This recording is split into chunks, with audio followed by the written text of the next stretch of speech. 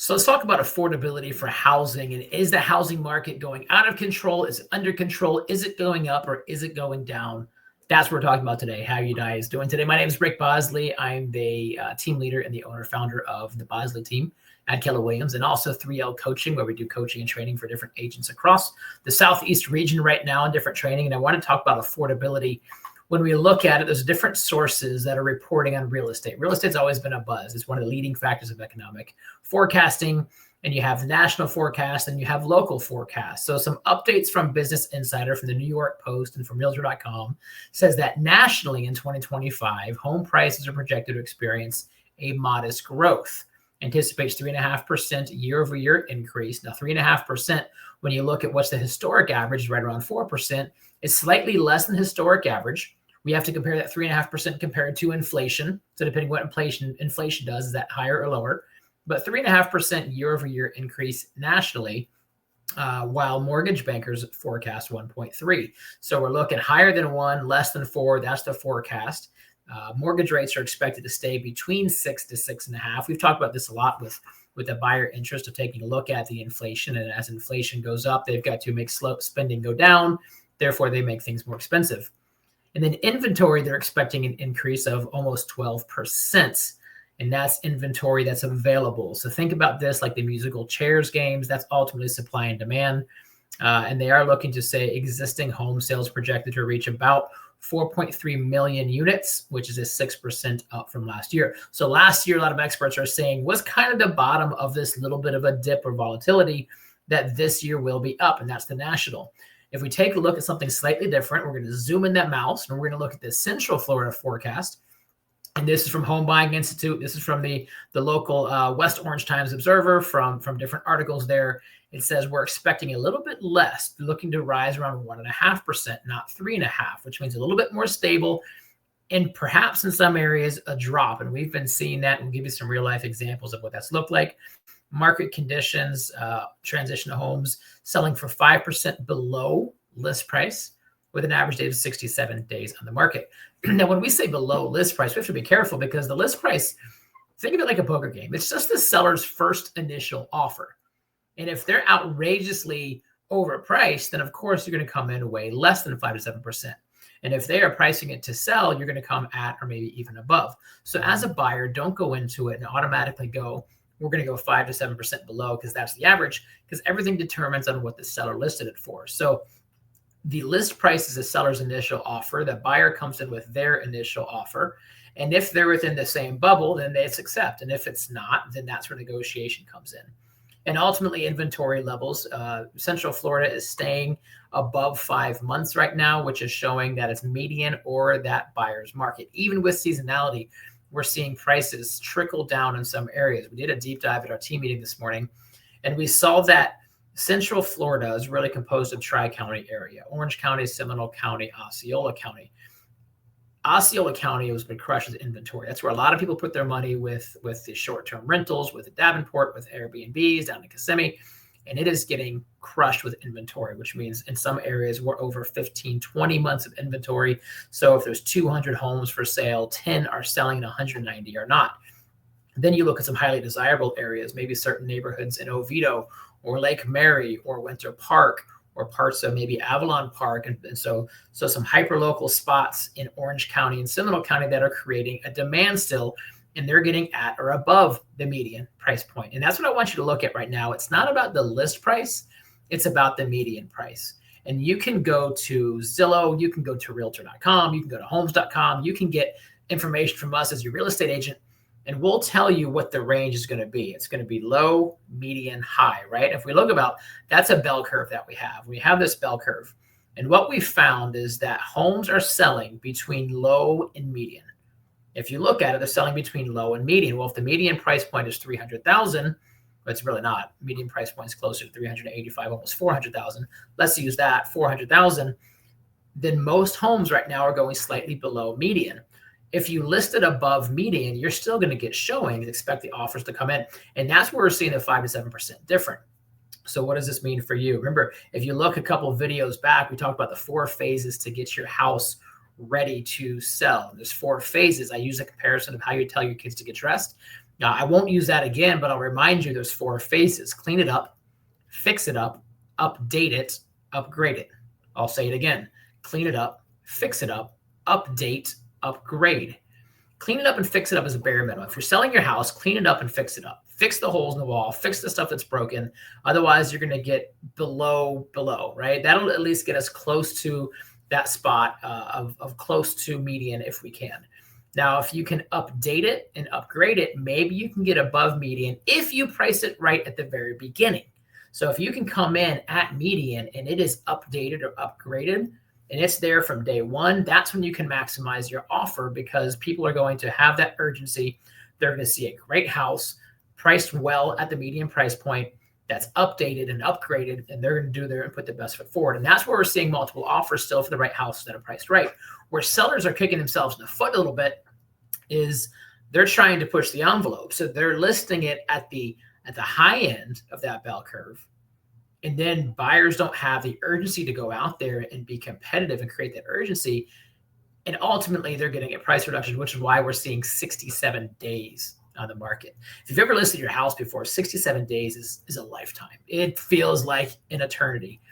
If you recall back 2021, 2022, I think we wouldn't even get 67 hours.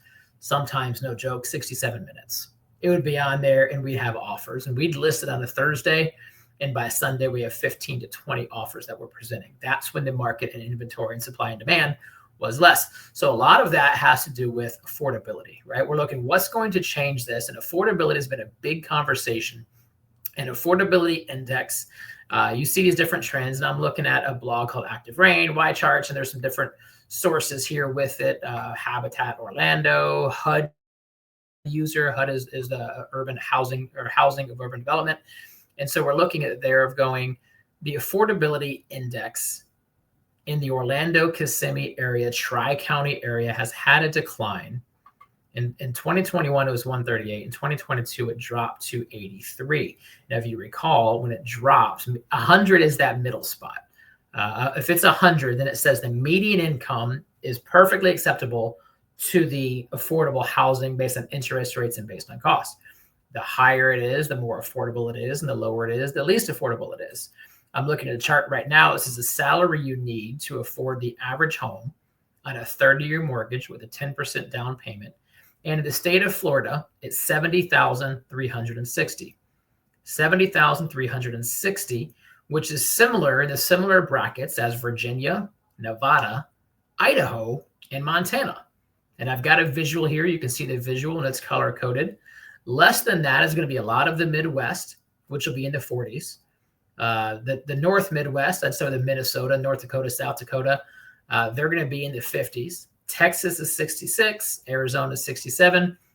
And then, of course, you have the Northeast and the far West, which is higher, like New York, 91, Washington, 87, Oregon, 87, California, 120,000. So that's kind of where your dollar is equivalent. I've always heard the cost of living goes up, affordability goes up. That's how much money you need to earn in Florida, according to the site here of how much, .net, and that's going to be 70,360. So when we look even further of what does that do for affordability housing index year over year, we're looking at the same thing. Actually, this says this is an outdated form, so I'm not going to use that one. Outdated form still. So we've got to look at the current housing index. I'm going to take a look at it, and I've got open some sources. Because the ones I was looking at just now with 2019, and I'm going to just say, what is the affordability index?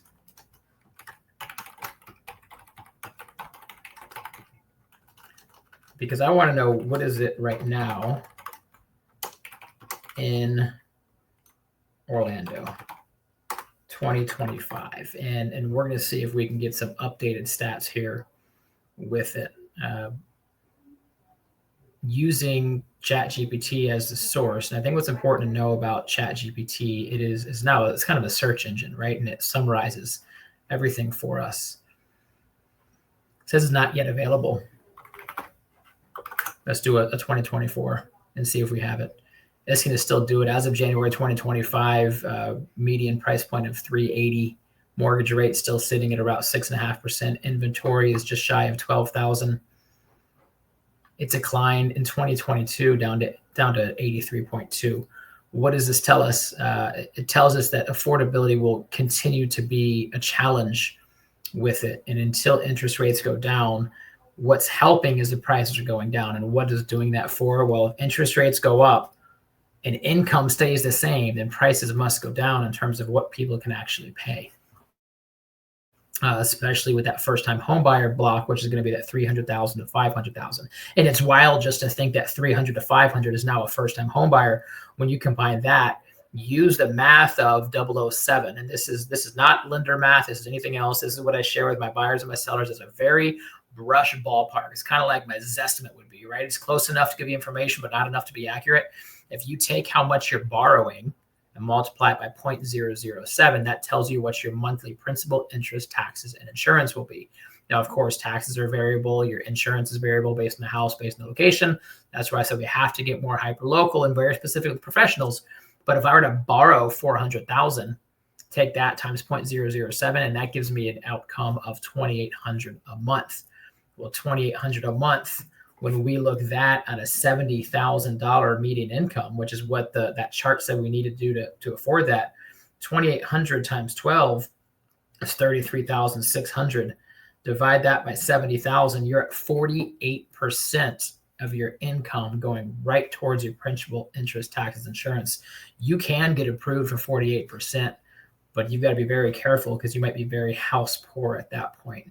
A very comfortable spot to be, and I say comfortable, obviously the less is the better, 25 to 33%. I feel like you're in a very comfortable spot, that people are more appropriate.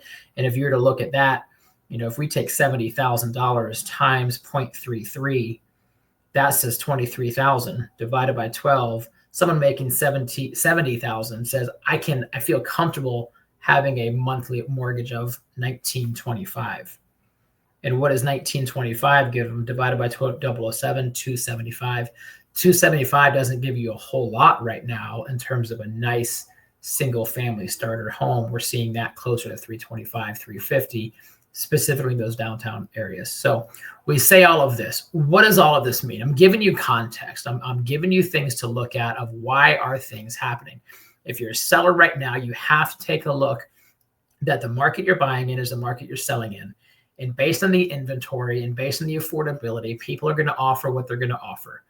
And with having 12,000 homes for sale and 2,000 selling, buyers have options. Therefore, they're going to let it sit, let it simmer. They're going to put offers maybe on this house. If they don't get the price, they're going to move to this house. As a seller, if you can be at or below the median price point from day one, you have the best chance to maximize not only the days on market, but also your best offer. Because if you price it much higher than that, you will get showings. The offers won't come in as steady. So you're going to feel like you're at the party, you're getting showings, give me some feedback, and you're not there. We took a look at this. We have 11 active listings right now. We've got another 16 pending right now. And we are looking very closely at each one of those based on the realist data, based on the low, median, high. And I can't tell you how many times it's showing in that accurate. So if you're looking for an agent to tell you what you want to hear, be careful because of the agent you're going to be in business with for a long time, because they're going to have your listing active for a long time. Find the agent that has data, find the agent that has insight, find the agent that knows how to market properly. And part of marketing is pricing properly, because it's tough to sell properties that are overpriced. I am rambling. I'm going to stop rambling. Thanks so much for listening. I trust this was helpful. Sorry for the delay with the outdated affordability index. We want to take a look. What's the affordability index? That'll be a leading indicator to the economy, a leading indicator to the price point, to the inventory. Right now, interests are staying pretty level. Prices are staying pretty level. Certain spots are creeping up. Certain spots are creeping down. They should be creeping up more based on the seasonality. We'll see what happens with the summer, so stay tuned. We'll have more data. If you want to know what's happening in the housing market, make sure you like, subscribe, comment. And if you have any direct questions, please feel free to reach out to me privately or publicly, and I can answer them for your local area, local asset class, local type of home, or just what your house is worth. Thanks so much. Take care. Bye-bye.